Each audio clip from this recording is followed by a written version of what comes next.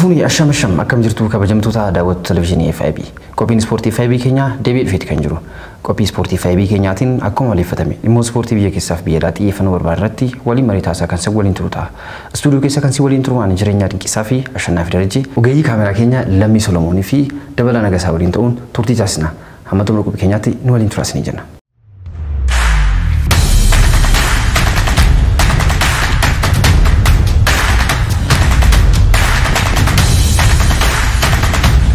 Ispoortiin FIB turtaasnu keessatti biyya keessaa dhimma arganne waa'ee filannoo pirezidantummaa fi koree hojii raawwachiistuu Federeeshinii Kubbaa Miilaa Itoophiyaa wajjin wal qabatee wanti kaasnee asofnu jira. Boruu galma ECA'tti Federeeshinii Kubbaa Miilaa Itoophiyaa filannoo pirezidantummaa fi koree hojii raawwachiistuu gaggeeffama. Kaadhimamtoonni sadii durumaanuu ifoomanii beekamanii kan jira. Waa'ee kana kaasnee wanti asofnu jira. Gara laatti hubaanu Karim Benzemaan taphataa cimaa Awurooppaa akka waggaa kanaa jedhamee badhaafameeti kan jiru. Waldaan Kubbaa Miilaa Awurooppaa kaleessa badhaasa taphattoota cimoo fi leenjistoota cimoo kaleessa ifoomseeti kan jiru. Kaarlo Anceloottiin Real Madrid irratti leenjisaa cimaa Awurooppaa bara kanaa jedhamuun badhaafameeti kan jiran. Ramadiin taphoota ramaddii garee Champions League Awurooppaa kaleessa ifoomeeti kan jiru. Waa'ee kanaas kaasnee waan taasifnu jira. Premier League Ingiliz torban faffaasatiin deebi'ee dhufeeti kan jiru. Liigonni biroos itti fufanii dhuma torban kanaatiin kan taasifaman jiru. Waa'ee kanaa waliin ilaalaa kan turu ta'a. Hamma xumura qophii keenyaatti nu waliin tura. Eessayyuu nagina. Ashu kam jirta. Jirra. Waa'ee gara dhimma keenyaatti taasifnu Federeeshiniin Kubbaa Miilaa Itoophiyaa boruu galma ECA'tti filannoo pirezidantummaa fi filannoo koree hojii raawwachiistuuf boruu beellamni qabameeti kan jiru. Akkuma kanaan dura kaasaa ture sagantoota keenya garaagaraa irratti namoonni sadii ifoomaniiti kan jiran. Kaadhimamtoonni sadii Isaayaas Jiraa waggoottan arfan darbaniif pirezidantii Federeeshinii Kubbaa Miilaa Itoophiyaa ta'uun tajaajilaa kan turan. Malaakuu Fantaa mootummaa naannoo Amaaraa irraati akkasumas Federeeshinii Kubbaa Miilaa bulchiinsa magaalaa Dirreedhawaa irraati tokkicha Alamaayyoo sadan isaanii ifoomaniiti kan jiran. Boruu hagayya 22 filannoo taasifamu amma duulana filadhu irratti argamu jirri kun. Mee waa'ee isaanii waan tokko tokko haasofnaa jalqabnu ammayyuu ho'iitti kan jiru ho'ee jira wantichi. Tokkicha Alamaayyoon yoona filattan akkasan godha jechaa jiru. Malaakuu Fantaanis akkasan godha. Pirezidantii Federeeshinii Kubbaa Miilaa Itoophiyaa waggoottan arfan darban keessatti amma isaanirraa eegamu qixa'ee barbaadamutti waan isaan hojjetan jiru waan jiru qeeqaati kan jiran ofii isaanis waadaa galaati kan jiran. Waa'ee kanaa waan tokko tokko haa jennu. Gara aangootti yeroo dhuftu waanuma jedhamu keessaa jalqabaatiin isaan jechaa jirani. Jechuun hin ulfaatu garuu hojii sana raawwachiisuu irratti yeroo baay'ee kan argitu kan ulfaatu hojii raawwachiisuu jechuu fi jechuun yookiin immoo waadaa galuun waanuma amaleeffatamee jirudha. Garuu hojiitti jijjiiruu irratti yoo ilaalte yoo kaaftee ilaalte waan baay'ee waliin wal bukkee qabdee ilaaluu dandeessa. Harkinni gara hojii jijjiiramu baay'ee xiqqaadha. Haa ta'u garuu ammaan kaasaniiti kana nan godha kana nan raawwadha faayinaansiidhaan gara kubbaa miilaa Itoophiyaa salphaadha. Ofii isaanii waan faayinaansii qabaniif waan faayinaansii sana ofii gara Federeeshinii Kubbaa Miilaa Itoophiyaatti fidamu fakkaatu fakkeessaniiti kan isaan haasaa jiranii namoonni kun. Obbo Isaayaas Jiraanis akkasuma hamma danda'an isaanis hin teenye waan jechaa jiran jiru. Numaayyuu kanaan dura kan hojjechaa turan irratti dabalataan waan hojjechuu hin qabne jedhanii gaabbii keessa waan galatan turan kan hojjechuu qabna ture jedhanii waan kaasaa turan irratti ammas xiyyeeffannootiin akka hojjechuu qaban akka irratti hojjechuu qaban irratti kaasanii haasaadha kan isaan jiran.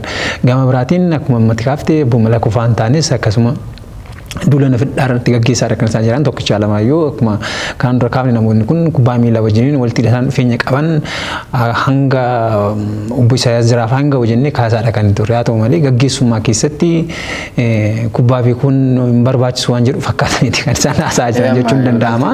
Tokkicha Alamaayyoo ogummaansaa injiinariidha. Siivil injiinarii akka ta'een beekama. Yuunivarsiitii Liiverpuul biyya Ingilizitti muummee siivil injiinaringiitiin digirii jalqabaa qabu. Biizinasii dhuunfaa irratti daldala dhuunfaa irratti bobba'aniiti kan turan. Hojii konistirakshinii irratti muuxannoo garaagaraa kan qaban. Biyyoota Afrikaa garaagaraa keessatti hojii kanarratti bobba'aniiti kan jiran. Abbaa qabeenyaa taaksii jedhamu kanarra. Amma kubbaa miilaa keessatti fedhii qabu paashinii isaanii ambiishinii isaanii yoo ilaaltu dhuguma gama tokkotiin waan isaan dinqisiifatu jiraachuu mala. Garuu akka dubba fakkeenyaaf waan isaan duulana filadhu isaanii irratti ibsa isaan kaasaa turan keessaa tokko fakkeenya fudhatee si kaase. Istaadoomiin biyya keessaa fakkeenyaaf keessattuu istaadoomiin intarnaashinaala Bahar Daar taphoota garee biyyaalessaa sadarkaa idil Afrikaatti keessummeessuuf gahaa miti qulqullina kaaf lafa kaa'eetiin ulaagaalee lafa kaa'e sanaatiin darbuu hin dandeenye filatamuu hin dandeenye gareen biyyaalessaa Itoophiyaa taphoota gulaallee waancaa Afrikaa dabalatee taphoota biroos dirree ofii irra taasisaa kan jiru taphoota hoomii irratti taphachuu qabu garee biyyaalessaa Misir waliinis taphachuu qabu kanaan dura Maalaawii irratti akka taasisan beekama. Kana wajjin wal qabatee waan tokko kaasaati kan jiru dadhabina federeeshinichaati malee Stadium International Bahar Dar gaarii ture kana hanqina dippiloomaasii isaa irratti mul'ata amansiisuu dadhabuudha dubbatanii tookii barbaachisaa waan ta'eera anumaayyuu waan isaan kaasan tokko immoo waa'ee mana stadium kana wajjin wal qabatee FIFAan bara 2019 fakkaata November 19 ibsa tokko baaseeti kan ture biyyoota Afrikaaf stadium sadarkaa isaa eeggate akka ijaarataniif maallaqni fandi godhameeru ture isa sana gaafachuu qabu turani FIFAan yaani Infantinotiin durfamee Roomaa kanatti pirezidantiin FIFA yaani Infantino akka ta'e beekama. Bulchiinsi yaani Infantino yeroo kana ibsa akkasii baasu kanatti Itoophiyaan sadarkaa kaafitti staadiyoomii qulqullina kaaf ulaagaa lafa kaa'eetiin taphoota sadarkaa idil Afrikaatti gareen biyyaalessaa taphatu keessummeessuu kan hin dandeenye staadiyoomii Itoophiyaa keessatti staadiyoomii tokko ittiin qabdu. Garuu FIFAan akkas jedhee ture. Ani sadarkaa kana toon filatama ta'ee waan jedhu kaasan kan isaan dubbatan. FIFA achi waajjira FIFA illee deemee waan kana proposaalii baasee fuudhee dhaqee gaafatu waan akkasii ofiidhuma isaanii gara FIFA akka galu hoggoota shanan jaan kana gara FIFA akka galu waan yaada kaasanidha kan isaan paashinii isaanii olaaltu garuu dhimma istaadiyeemii irratti kaaftee olaalte istaadiyeemiin intarnaashinaala Bahar Dar ulaagaa kaaf kaayee kana guutuu kan dadhabeetiin waan gochuu danda'an obbo Isaayyaas Jiraanfaa godhaniiru. beekamaadha. Garuu dhimma kana xumursiisuu irratti yookiin immoo hojiitti jijjiiruu irratti Federeeshinii Kubbaa Miilaa Itoophiyaa ni ilaallatu. Kun kanaan duras qophiilee keenya garaa garaa irratti kaafnee haasaa turreera. Kan ilaallatu dhimmoota mootummaa walii wal qabatanii kana faana garuu nan xumursiisa yookiin immoo kana nan hojjechiisa jechuudha. Isa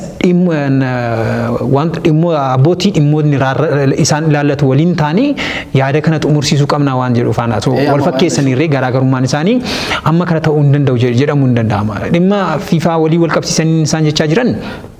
Waa'ee sooddomii kanatti amma waan tokko si kaasuufi hojii federeeshinichi kanaan hojjechaa ture itti dhiyeenyaan beekuu dhabuurraan kan ka'e yoo ta'e malee kaaf ogeeyyii istaadiyoomii qulqullina istaadiyoomii sakatta'an gara Itoophiyaatti ergee istaadiyoomii Bahar Dar garee biyyaalessaa Itoophiyaaf federeeshinii kubbaa miilaa dhiyeesseeti kan ture.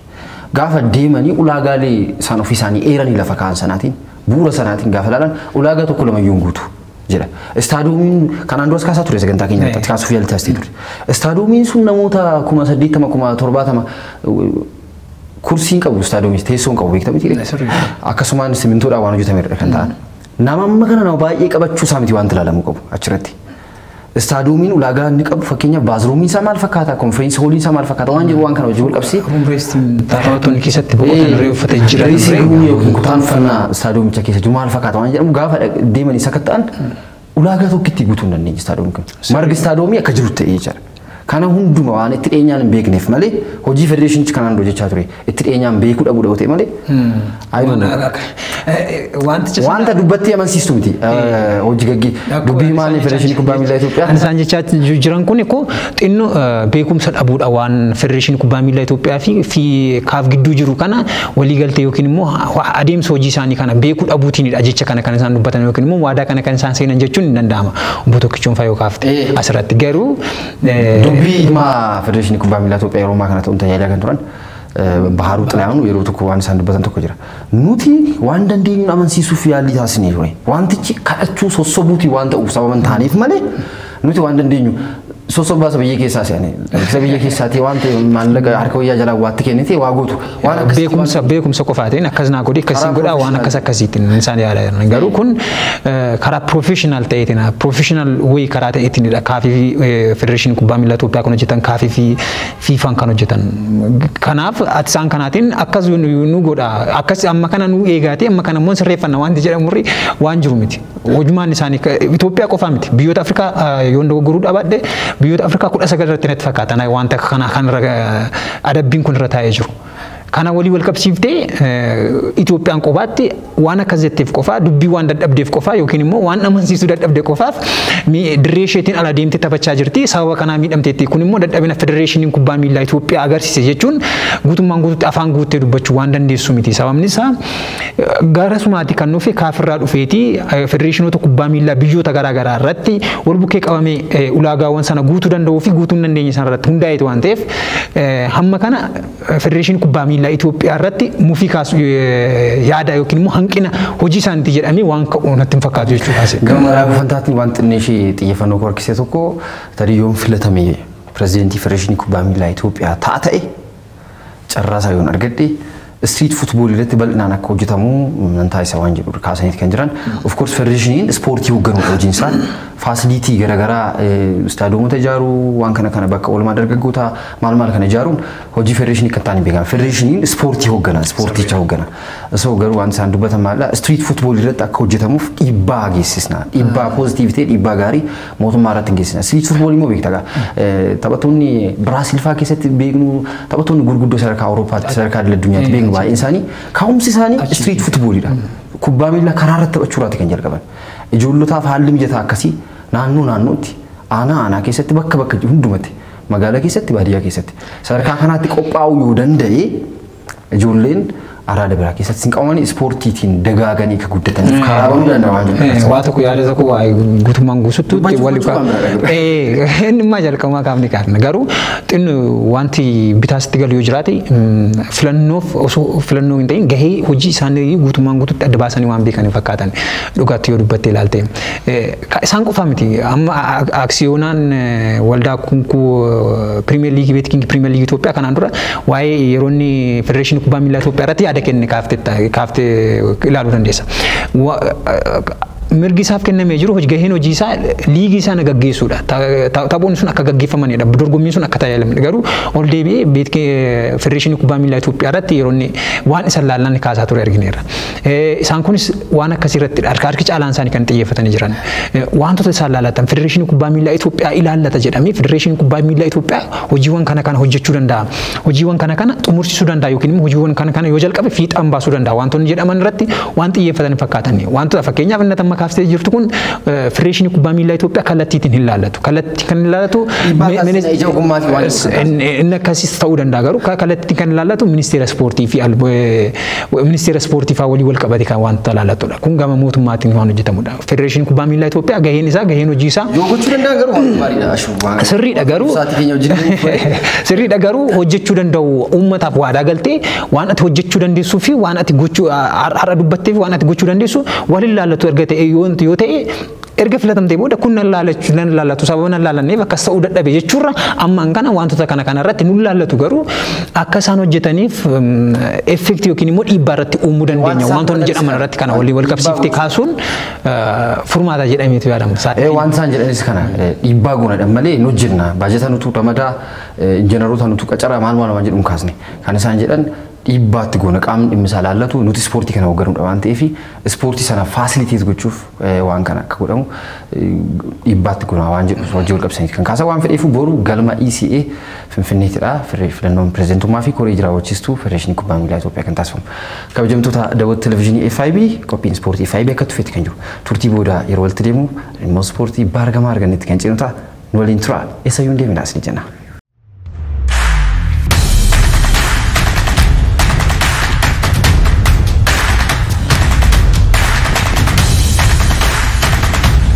Ispoortiin FIB akka tufeetti kan jiru kabajamtoota daawwattoota televezyiinii FIB dhimmoota baargamaa argannetti yeroo ceenu kaleessa waldaan kubbaa miilaa Awurooppaa badhaasa taphataa cimaa waggaa fi leenjistoota cimaa waggaa kaleessa badhaasa ifoomeeti kan jiru Karim Benzema Real Madrid irraati badhaasa taphataa cimaa waggaa Awurooppaa injifateeti kan jiru Carlo Ancelotti leenjisaa Real Madrid akkasuma leenjisaa cimaa Awurooppaa bara kana jedhamuun badhaafameeti kan jiru kanaaf alatti Alex Putellas taphattuu dhalaa Barcelonaati taphattuu cimtuu Korniyaa dhalaa Awurooppaa bara kana jedhamuun badhaafameeti kan jirtu Ramadiin Champions League Awurooppaas kaleessa ifoomeeti kan jiru Liverpool Napoli fi Ajax waliin ramadii tokkotti ramadameeti kan jiru Bayern Munich fi Barcelona Chelsea fi Milan walitti ramadamanii kan jiran Borussia Dortmund fi Manchester City ramadii tokkotti ramadamu isaanii wajjin wal qabate taphataan Manchester City amma Erling Braut Haaland taphata kilaba isaa durii faallaa ta'uun Borussia Dortmund irratti akka taphatu beekameeti kan jiru. Paris Saint-Germain Juventus waliin ramadameeti kan jiran.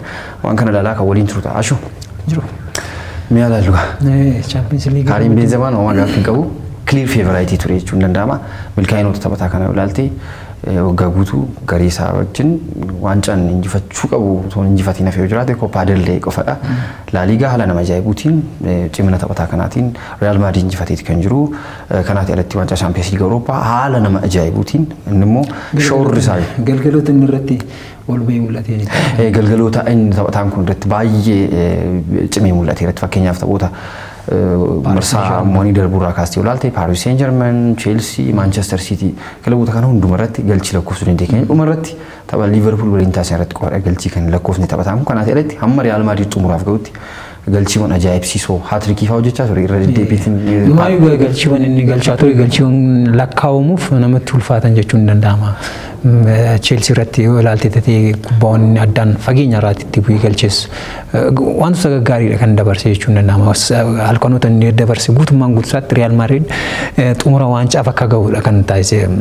Faayinaal irrattis galchii lakkoofsi haa baatuyyuu malee galchii maqaa isaatiin qabamuu haa baatuyyuu malee taphataan kun shoorri inni bahaa ture shoora olaanaadha jechuun ni danda'ama. Taphattoota sarara duuba Liverpooliif mataa dhukkubbii biraa ta'ee isaan osoo isa hordofaniiti galchiin lakkaa'amteyyuu sababa isaati jedhamuun ni danda'ama ture. Taphataan isaa Real Madrid katee gaaffii hin qabu akkuma kaasuuf yaali taasise Paris Saint-Germain Real Madridtiin Parc des Princes irratti yeroo injifatee dhufe tapha deebiitiin Real Madrid Kylian Mbappé Neymar fa'aa ilaaltu performaansii amma Benzemaan galchii jalqabaa sana lakkoofsanatti Paris Saint-Germain gama hundumaan caalmaa taphaa fudhatee to'ateeti kan ture. Kylian Mbappé galchii lakkoofsee ture. Already lamaaf duwwaa ta'anii turan. Achi booda immoo Mbappé galchii tokko lakkoofsee ture. Numaayyuu galchittiin taphaan lawaan jedhamtee faqamte malee gara sadiif duwwaa ol guddatee ture. Sana booda egaa Real Madrid haara miraculous ta'e. Daqiiqaawwan 30 hafan xumuraa irratti daqiiqaawwan 60 booda ture. Daqiiqaawwan 60 booda sochii taphichaa drift gochuu kan danda'e Karim Benzema ture. Hatrikii hojjetee homaa gaaffii hin qabu. Dugda isaatti baatee Real Madrid bara kana sadarkaa Champions Leagueetiinis waltajjii La Liga irrattis shaampiyoonii akka ta'uuf isaan taasise. Yaadattooteef taphataa kana malee Real Madrid duwwaa akka ta'e kan sitti mul'isu tapha El Clasico irratti Real Madrid galchii 4-2tiin Barcelonaatiin yeroo injifatamu. Taphataan kun Real Madrid firiireen taphannee ture. Sports number 9 bakka isaa Modric fayyadamanii turan. Modric bakka isaa guutummaan guututti uwwisuu waan dadhabeef taphata caalmaan Barcelonaatiin irratti fudhatameeti kan isaan injifataman. Karim Benzema ilaalte immoo dirriiwwan taphattoota sarara duubaa garee faallaa sana bakka isaan kubbaawwan akka isaan taphattoota sarara fuulduu gidduutiin irra hin geenye asiif achi mobiliitiin isaa baay'ee ajaa'iba ture bara kana yoo ilaalte ta'ee sosochiin isaa baay'ee kilaboota kaaniif mataa dhukkubbii ta'a hamma ture itti ilaaluu dandeessa. Madrid Karim Benzema bara kana Karim Benzema biraadha jedhamuu hin danda'amu. Galchii lakkoofsoo yoo baateeyyuu taphataan kun taphattoonni hiriyoonni gadi isaa galchiiwwan akka lakkoofsaniif akkaataan positional playing isaa akkaataan itti bakka qabatu akkaataan itti gara boodaatti deebi'ee hiriyoota garii isaaf taphattoota kanneen akka Vinicius Junior fa'aaf Rodrigo fa'aaf Asensio fa'aa tokko tokko jireenya yeroo Valverde akkaataan space isaaniif uumu. Maaliif Benzemaan kubbaa qabatee gara boodaatti yeroo jedhu taphattoonni garee faallaa Benzemaa qabuuf isa hordofanii yeroo deeman taphattoota hiriyoota garee isaaf immoo space uumamaa deema. Akkaataa kanaatiin Real Madrid kubbaa malees kubbaa wajjin taphataan kun sochii ni garichaaf taasisaa ture. Inumaa yoo keessumaa bara kana Vinicius Junior bara darbe jechuun Vinicius Junior waliin walitti hidhamsa isaan uumaa turan yoo ilaalte ta'ee kubbaawwan lamaan isaan waliif kennaa galchii lakkoofsan yoo ilaalte olaanaa ture. Homaa gaaffii hin qabu bara kana Benzemaatiin ala nama biraaf hin mala jettee kaasuu hin dandeessu. Waan biraa uumameetiin ala yoo kubbaa miila irratti too namni biraa yookiin immoo waa biraa fudhatame irratti kubbaa miila irratti feeriin akka hin jirre guutummaan guututti jala sarartee dubbattee afaan guuttee dubbachuu dandeessa ture bara kana. Karim Benzemaatiin ala osoo kennanii ta'e jechuun danda'ama. La Ligaatiin galchiiwwan 27 lakkoofsuun badhaasa piichii injifateeti kan ture. Kanaaf alatti kubbaawwan hedduu garagalchiitti geeddarama mijeessanii kennuutiin 12 mijeessee kenneeti kan ture. Osmaan Dembeelee qofaadha kan sacaalu La Ligaatti sadarkaa lammaffaa ture. Champions Leagueetiin immoo galchiiwwan 15 lakkoofseeti bara dorgomichaa kan goolabee kun Karim Benzemaa wajjin kanaan wal qabsiisee ilaaltu lakkoofsan amaleeffatamne ture. Lakkoofsonni kun lakkoofsa Cristiano Ronaldo, Lewandowski, Lionel Messi wajjin wal qabsiisne kaasnu kanaan dura. Amma Real Madrid keessa taphataan kun baay'ee mul'ateeti kan jiru waan fedheef homaa gaaffii hin qabu. Sadarkaa lamaffaa qabatee kan ture taphataa Manchester City Kevin De Bruneedha. 923 argateeti kan ture. Thibaut Courtois Real Madrid taphataa Real Madrid sabira kan reega ajaa'iba lammii biyya. Inni kun taphataan kun Thibaut Courtois yoo lakka kaaftee ilaalte halkanoota Karim Benzema irratti ol bahee mul'ate kana irratti innis baay'ee ol bahee mul'achaa ture jechuun danda'ama. Inuma Manchester City akkuma lakkaafti Paris Saint-Germain irratti meesiin jalaatti piinaalitii qabu qofaatiin Paris Saint-Germain hammam akka miidhame ilaaluu dandeessa. Galchiin sunatu lakkaa'ameera ta'ee caalmaan isaan gidduu jiru bal'inni isaan gidduu jiru amma kan ol bahee mul'achuu danda'a ture. Amma immoo gara faayinaalitti yoo dhufte Liverpool irratti kubbaawwan inni deddeebisaa ture kubbaawwan xumuramaniiru kun kana booda galchii ta'uu danda'u kubbaawwan atitti sekiindiiwwan jijjiiran keessatti yeroo inni adda babbaasaa ture argaa ture. Taphataan kunis gahee olaanaa akkuma Karim Benzema of course taphattoonni hundumtiyyuu gahee olaanaa baanii jettee maqaa waamuu dandeessa garuu taphattoonni kun gaheen isaanii taphattoota warra kaanirra hamma tokko bahee mul'achaa ture jechuun ni danda'ama. Don Carlo Ancelotti leenjisaa biyya Xaaliyaan leenjisaa Real Madrid leenjisaa cimaa Awurooppaa bara kanaa ta'uun filatamanii kan jiran ni malaafu magaafin qabu tarii Pep Guardiola Jurgen Klopp jettee sadarkaa isaaniitti kaasuu dandeessa. Isaan iyyuu gama milkaa'ina waancawwan injifachuuti yoo ilaalte immoo Real Madrid waliin leenjisaan kun bara kana waancawwan possible injifachuu qabu jedhaman hunduma jechuun bifa danda'amuun akkuma sirreessiif kaasuudha. Maaliif Benzemaan taphataa Real Madridha. Benzema badhaasa kana Benzemaaf kennite badhaasa leenjistoota immoo Carlo Ancelotti dhawwachuun. Benzemaa falan dhaman isaanis dhandhamanii waan jiraniif walumaa faana waan dhandhaman fakkaatu. Gari Chergedisiiti asitti leenjisaan kun bara 2013-2014 Real Madrid waancaa Champions League Awurooppaa yeroo injifates leenjisaa kana yaadanna ture deebi'anii Everton waliin turan bara darbe ergasii Naapoolis leenjisanii turan yeroo tokko immoo Bayern Munikis leenjisanii turan leenjisaa kana yaadanna deebi'ee mana Madriditti yeroo gaarii dabarsaa jira jechuun danda'ama. Yeroon darbee fira dhumee fira jedhamee ture gara Evertonitti yeroo deeman kana booda kilaboota gurguddoo deemanii carraan isaa leenjisuuf qaban bira darbameera jedhama. Sababni isaa Madrid irraatii gara Bayern Munik irraatii gara Naapoli kan isaan deeman Naapoli irraatii gara Everton yeroo dhufan bakka dhumee fira jedhamee ture garuu warri adii kun deebisanii leenjisaa kana gara mana isaaniitti fidanii isaanis ittiin waancaa injifataniiru jechuudha jedhamuu ni danda'a. Israa'eliin taphoota Champions League kilaboota Awurooppaa kaleessa ifoomeeti kan jiru haaluma wal fakkaataatiin ramaddiyaa jalatti Ajax Liverpool waliin akkasumas Naapoli Rangersis ramaddiyaa jalatti ramadamanii kan jiran Porto Atletico Madrid Bayer Leverkusen Club Brugge ramaddii baa jalatti Bayern Munchen Barcelona Inter Milan Victoria Plazan ramaddii caa jalatti ramadamanii kan jiran asitti qoshee wanti xiyyeeffannoo harkisuu danda'u Robert Lewandowski taphataa Bayern Munich akka ture yaadatama asii immoo yeroo ammaa kanatti immoo Barcelonaaf kan taphataan kun isaan gidduuttis galchiin baay'ee lakkaa'ame haala kilaba isaa duraanii ta'uun kan taphataan kun wanta xinnoo ishee xiyyeeffannoo taphatu kilaboota kana lamaan gidduuttis qabxii 8-2 yaadatama akkuma kanaan dura Bayern Munich Barcelona irratti galchi kun kana walii wal qabsiisanis Robert Lewandowski qofa osoo hin taane qabxiin kun irratti taphatu kana gidduutti xiyyeeffannoo argateera jechuun danda'ama gaarii kana keessatti. Frankfurt kilaba German Tottenham Hotspur Sporting Lisbon fi Olympiacos di Marseille ramaddii D jalatti walii ramadamanii kan jiran ramaddii E jalatti AC Milan Chelsea RB Salzburg Dynamo Kiev walitti ramadamanii kan jiran ramaddii F jalatti Real Madrid shaampiyooniin bara darbee RB Leipzig Shakhtar Donetsk fi Celtic kilaba Scotland walii ramadamanii kan jiru ramaddii G jalatti Manchester City Sevilla fi Borussia Dortmund akkasumas Copenhagen kilaba Denmark walii ramadamanii kan jiran Dortmund bara darbee Erling Haaland waliin akka ture beekama Manchester ammoo Erling Haaland Manchester City keessatti kan argamu faallaa kilaba sadii ta'uun kan taphatu annis akkuma Robert Lewandowski wajjin wal qabsiisnee kaasne Paris Saint-Germain Juventus Benfica fi Maccabi Tel Aviv ramaddii H jalatti ramadamanii kan jiran tarii Angel Di Maria taphataan kanaan dura taphataa Paris Saint-Germain duraanii kan ture yeroo ammaa kanatti Juventus keessatti argamu faallaa kilaba sadii ta'uun kan taphataa gariiwwan sadii keessattidha wanti kun addatti beekan mul'atu garii H Paris Saint-Germain fi Juventus gidduutti akkasuma garii G Manchester City fi Dortmund akkasuma garii C Bayern Munich fi Barcelona gidduutti taphattoonni garii isaan irratti deebanii kan taphatan fakkaata garuu dhimma garii kana irratti yoo ilaalte gariiwwan ciccimuudha jedhamanii bara kanatti tilmaaman keessaa yoo kaafte gariiwwan C jalatti Bayern Munich Barcelona fi Inter Milan garii cimaadha jechuun danda'ama kilaboota sadarkaa olaanaa irratti yookiin immoo dorgomaa ciccimaa walii ta'anii kilaboota kanaaf baay'ee ulfaatoo ta'an jettee lafa kaa'uu dandeessa gama biraatiin garii H jalatti Paris Saint-Germain Juventus fi Benficaanis akkasuma ramaddii tokko jalatti kan argamanii bara darbee argine yoo ta'e garii Benficaan gahumsa olaanaa irratti ture kan argame Bayern Munich fi Barcelona waliin ramadamanii turan bara darbees akkasuma Barcelona Bayern Munich waliin ramadamanii turan garii keessatti Barcelona keessaa baasanii yeroo Bayern Munich fi Benficaan darban ni yaadatama bara kanas Juventus fi Paris Saint-Germain waliin morkataa cimaa ta'ee mul'achuu danda'a jettee tilmaamuu dandeessa gama biraatiin gariin xiqqoo hamma kana ulfaatu jettee tilmaamtee jiraate Eintracht Frankfurtii fi Tottenham bakka gareen isaan argaman irraa hamma tokko Sporting Lisbonii fi Marseille dabalatee xiqqoo garee fooyya'aa jettee kaasuu dandeessa. Waan fedheef sa'aatii keenya waliin deemuuf gara dhimmoota keenya kaanitti haa ceenu ammaaf taphoonni Champions League Awurooppaa ji'a fulbaanaa keessa kan jalqaban ta'a. Kabajamtoota daawwattoota televezyiinii FIB turtii walii walitti deemnu dhimmoota Premier League, La Liga, Serie A, Bundesliga fi liigota Awurooppaa biroo dhuma torban kanaatti taasifamu wajjin wal qabatee wanti kaasni ilaaluu jira. Nu waliin tura.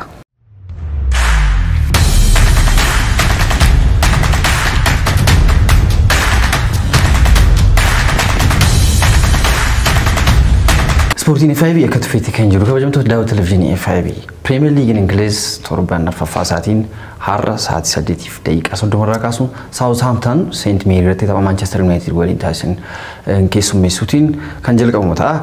La Ligaanis torban sadaffaa isaatiin deebi'ee dhufeetti kan jiru. Liigonni biroos kan taasifaman jiru. Serie Aatiin Roomaa fi Juventus torban kanaatiin taasisan si'oominaan eegamaati kan jiru. Bayern Munich Bundesligaatiin Borussia Mönchengladbach waliin taasisan eegama. Premier League kaasnee jalqabnu jechuun boru Southampton Manchester United waliin har'a sa'aatii 8:30 akka kan warra Ingilizitti saalaa kanarratti taasisan eegama. Southampton torban darbee Leicester Citytiin injifachuun kan dhufe Manchester United immoo injifannoo jalqabaasaa kan bara dorgommicha tapha lama booda Liverpool irratti darbii Lancashireetiin galchii 2-1 tapha injifateetiin kan galmeesse kilaboota kunneen lamaan Saint Mary irratti isaan taasisan eegama. Tapha kana akkamiin eegnu gabaabsine? Southampton irratti Ralph Hasenhuttl garee leenjuu tapha bareedaa ture kan isaan taphachaa turanii bara yeroo kaaniyyuu gagam pressing kilaboota taphatan keessaati hordoftoota Ralph Rangnick leenjistoota jedhaman keessaati isaan tokkodha. Haa ta'u malee waggaa guutuu tapha kana taphachuu irratti yeroo baay'ee mul'atanii taphoota Premier League jalqabaa waan irratti agarsiisu sana booda taphattoonni isaanii yeroo isaan injifataman miidhamanii tajaajila taphattoota sanarraatti dhabanii tapha sana dirree irratti agarsiisuu dadhaban argita. Manchester United immoo gama isaatii yoo kaafti Ralph Rangnickin tapha sadaffaa isaa taphatee tapha sadii keessaa tokko injifateera. Liverpool darbii Lancashireetiin tapha Manchester United bara kana tapha jalqabaa inni injifatee fi akkasumallee Erik ten Hag erga gara Manchester United dhufanii injifannoo isaanii jalqabaa Premier Leaguetiin jettee kaasuu dandeessa. Tapha kanarratti akkuma kan beekamu Manchester United jijjiirraa taphattoota taasisee ture. Kanaan dura best 11 warra jedhaman keessaa kanneen akka Maguire, Luke Shaw, Cristiano Ronaldo fa'aa teessoo jijjiirraa kaa'ee bakka isaanii taphattoota bara kana garagarichaatti fidan Lisandro Martinez fi Tyler Malacia fayyadamanii turanii. Taphattoonni kun gahumsa olaanaa ture kan agarsiisan jechuun danda'ama. Keessumaa Tyler Malacia fi Lisandro Martinez aggressive ture kan taphachaa ture. Premier League keessatti taphattoonni hojjaan isaanii gabaabaadha. Taphataan kun jedhamee tapha Brentford irratti dogoggora isaatiin hojjaa isaa galchiin irratti lakkaawamee ture. Haa ta'u malee inumaayyuu Jamie Carragher yeroo kaasee taphataan kun Premier Leagueif akka hin taane ammanatti agarsiisee jira jedhee torbeetti garuu kilabuma inni jaallatu irratti gahumsa olaanaa agarsiisee afaan qabsiisee ture kan jiru. Kubbaawwan qilleensa irra dhufan akka gabaabina isaa miti. Taphataan kun of course kubbaa miillaa fida garuu gabaabaadha kan jennu malee jireenya social life isaa keessatti miti. Tokko tuqaa 7-5 garuu kubbaa miillaa keessatti taphattoonni sarara duuba yeroo baay'ee tokko tuqaa 9-8 miti isaatiin olidha. Meetira tokkoof saantimeetira 80 keessa baay'ee. 86 olii harki caalaan isaanii yoo kaafte taphataan kun garuu kubbaawwan dheeruma kanaatiin kubbaawwan qilleensa irra dhufan atoo taphattoonni gara isaatiin siqin dura aerial dual ones injifachaati kan ture. Muhammad Salah fa'aa Tyler Malacia waliin ta'anii taphaan ala godhanii turan kilaboonni Harry Maguire teessoo jira ture. Qindoomni Lisandro Martinez fi Rafa Varane keessumattuu baay'ee ajaa'iba ture jechuun danda'ama. Tyler Malacianis galchii jalqabaa Jadon Sancho lakkoofsee fi yoonumayyuu kubbittiin ka'umsa kan godhatte karaa bitaarraa taphataa kana fidee dhufeeti kan ture. Waan fedheefu Peter Drury NBC Sports irratti Manchester United yeroo dheeraaf dheebochaa turanii waan dheebochaa turan lafa onaa keessa turanii bishaan dhugan argataniiru amma jedhan. Galchiin lakkoofsi jalqabaa Manchester United taphoota sadii booda ture. Maqaa taphattoota isaaniitiin kan galmaa'e maqaa jalqabaa Jadon Sanchotiin kan galmaa'e taphoota sadii eeganii turan maqaa taphattoota isaaniitiin galchiin lakkaa'amu. Southampton waliin taphni isaan sa'aatii 3:30 irraa taasisan eegama. Gareen Thomas Frank Brentford har'a sa'aatii 11 irraa kaasuun Everton garee Frank Lampard keessummeessa. Brighton Hove Albion sa'aatii wal fakkaataa 11 irraa kaasuun garee Jose Marsh taphni Leeds Unitedin taphni isaan keessummeessan eegama amma X-irratti taphni kun kan taphatamu yoo ilaalte ta'ee fi torban darbee Leeds United Elland Road irratti Chelsea galchi 3-2 injifachuun kan dhufe Brighton and Hove Albion immoo garee cimaa bara kana gareewwan sodaachisoo jedhan kilaboota gurguddoo challenge gochaa turan even Manchester United akkaataan injifate baay'ee nama ajaa'iba taphni isaan taasisan eegama tapha morkii gidduu tapha kilaboota kan lamaan gidduutti morkii olaanaa arguu dandeessa jedhamudha kilaboota tapha bareedaa ilaaluuf kilaboota gurguddoo gidduutti yeroo taphatamu qofa osoo hin taane kilaboonni xixiqqoo kanaa gahumsa xixiqqoo hin jedhaman garuu Premier League keessatti kilaboonni garuu kilaboota kana lamaan yoo ilaalte kilaba tapha bareedaadha tapha wal dorgommiin cimaan irratti mul'atu itti kaasuu dandeessa. Chelsea torban darbee Leeds Unitedtiin dirree finaalaa maluun galchi 3-2 injifatame sa'aatii wal fakkaata kudha korraa kaasuun garee isa biraa Southampton injifatame dhufe Leicester Citytiin Stamford Bridge irratti isaan keessummeessan hin eegama Fofana darbii jedhameeti kan jiru Wesley Fofana beektoota taphataa sararti isaa Leicester Cityiti maqaan isaa deebiitiin Chelsea waliin kaa'ate kan jiru taphataan kun miidhama keessummeessee hin qabu Chelsea itti makamu barbaada waan jedhamudha Leicester immoo maallaqa olaanaa riikardii jijjiirraa taphattoota yoo nuuf dhiyeessaniiti alatti taphataa kana hin gadhiisnu eeti kan jiran proposal haaraa dhiyeessaniif turan kaleessa Manchester 75 haaraa dhiyeessaniif turan kanaan dura 70 dhiyeessanii turanii 70 kufaa taasisanii dhuma irratti 75 kaleessa dhiyeessee ture Manchester Chelsea'n maal maagwe Baay'eetiin nama beekasaa guddaa beenchii welfaa taphattoota hedduu Real Madrid dabartee kilabichi kilaba baay'ee daldaltoota akka ta'een beekama baay'ee buufachaati kan jiran waan fedheef Wesley Fofana darbii jedhameeti kan jiru Fofanaan boru taphicha irratti Leicesteriif taphatu jedhameeti kan taphni kan isa jala darbu numaayuu garagarii umurii 23 gadiittidha kan isaan dabalanii jiran taphataan kun Chelsea'itti makamuusaa waan wal fakkaata Liverpool torban darbee Manchester United injifatame Bournemouth garee taphoota torban jalqabaatiin taphoota darban fakkeenya fudhatte Manchester Citytiin galchii 4-2 Arsenaliin galchii 3-2 taphoota lamaan darban irratti galchii torba kilaba keessummeesse FC Bournemouth waliin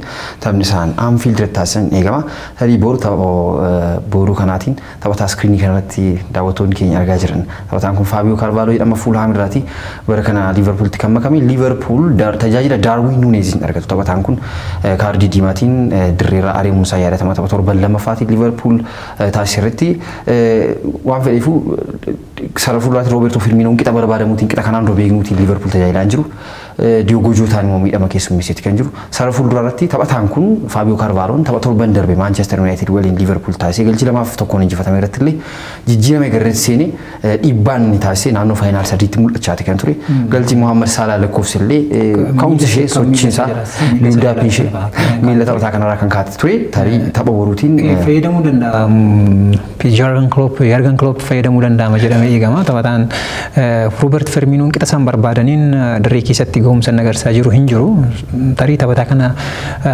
jalqabarraa kaasanii hiriirsuu danda'u jedhamee eegama. Manchester City Crystal Palace waliin sa'aatii 11 irraa kaasuun Etihad irratti isaan taasisan eegama akkuma beekamu egaa fikseriin kun yeroo baay'ee fikserii baay'ee eegamaa akka ta'een beekama. Manchester City waggaa darbe staadiyoomii kanarratti Etihadiitiin Crystal Palacetiin galchii 2-2 injifatamuusaa yaadatama. Conor Gallagher taphataa ergisaan Crystal Palace taphachaa ture yeroo ammaa kanatti mana isaa Chelseaatti deebi'eeti kan jiru Wilfried Zaha jira Crystal Palace Patrick Vieira jalatti kubbaa miilaa ajaa'ibaa taphachaati kan jiru Manchester City amma tapha kana sa'aatii 11 irratti kan taasisu guyyaa gaafa sanbata duraa sa'aatii 11 irratti taphoota 56 darban Premier League taasisee Manchester City keessaa tapha lama qofaadha kan injifatame fixturichi sa'aatichi Manchester City taphata garuu bara darbe ulaalte Crystal Palace Manchester City kilaba bara darbe dhaqaa gala qabxii gachiisee itti kaasuu dandeessa tokko qixa bahe numaayyuu Liverpool dhufee akka inni kukkeetti qabuuf gahee olaanaa kan bahatan keessaa tokko isaa fi Tottenham fi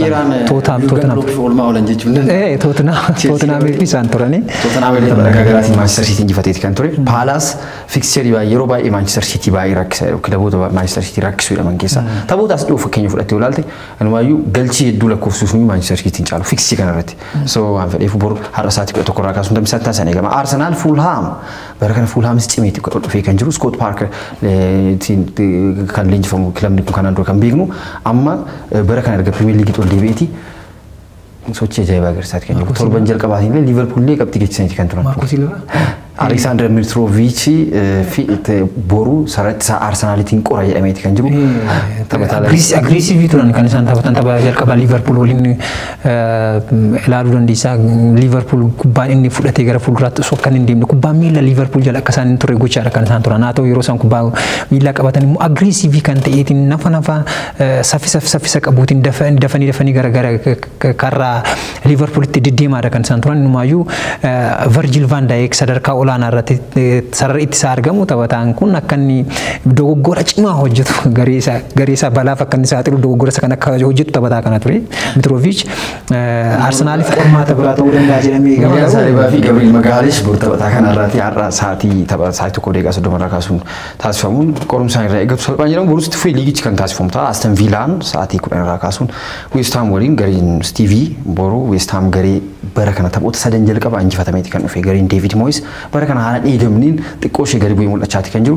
Lukaas Paqueta mallatteessifachuuf qarqarra gaa'ee hidhameeti kan jiru. Taphataan kun Arsenaaliin irra deddeebiin gaafatame ture. Haa ta'u malee Arsenaal yeroo baay'ee kan inni caalchisu Yuri Tielemans natti fakkaata. Ammaan kana garuu taphataan kun gara West Ham carraan inni imaluuf qabu olaanaadha jedhameeti eegama. Wolverhampton Wanderers sa'aatii wal fakkaataa 10 irraa kaasuun Newcastle United waliin garee Eddie Howe bara kana cimaadha. Torban darbe Manchester Citytiin qabxii galchiinsaa yaadatama. Galchi 3-3tiin ture kan isaan adda bahan St James Park irratti har'a immoo Molineux irratti boru sa'aatii 10 irraa kaasuun garee Bruno Lage Wolverhampton Wanderersiitiin kan keessummeessu ta'a. Gareen Wolverhampton Wanderers kun torban darbe Tottenham Hotspuriin galchi 1-2 injifatamuusaa yaadatama. Waan fedheefu tapha cimaa nutti agarsiisuu jennee eegna. Newcastle yoo ilaalte taphataa lammii isaa hiddi dhaloota isaa as Eertiraadha jedhama taphataan kun.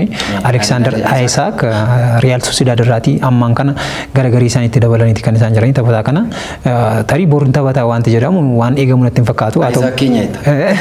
Isak Keenya tarii taphataan kun waan tapha borii irratti waan hiriiruun fakkaatu gama Bruno Lage yoo ilaalte tapha hin gadda torbii darbee Tottenham waliin taphatanii hin jireenyaan taphoota torba kan isaan fayyadaman taphattoota lammii biyya Portugal turani. Taphattoonni lammii biyya Portugal garee kana keessatti taphattoonni 6 torbaadhaan taphattoota lammii afur sadi fayyadamu. Afur sadi keessatti taphattoonni afur duuba guutummaan guutuutti taphattoota biyyoota garaagaraa garuu taphattoonni sadi miidfiildarii fi taphattoonni sarara fuuldura akkasumallee karra eegaa dabalatee taphattoonni torban kun kallattiitiin taphattoota lammii biyya Portugal turan.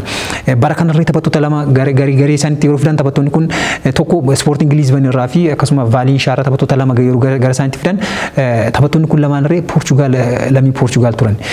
Taphattoonni jijjiiramanii seenan yoo ilaaltirree taphattoonni lammii biyya Portugalatti bara darbe Trincao fa'aa ture.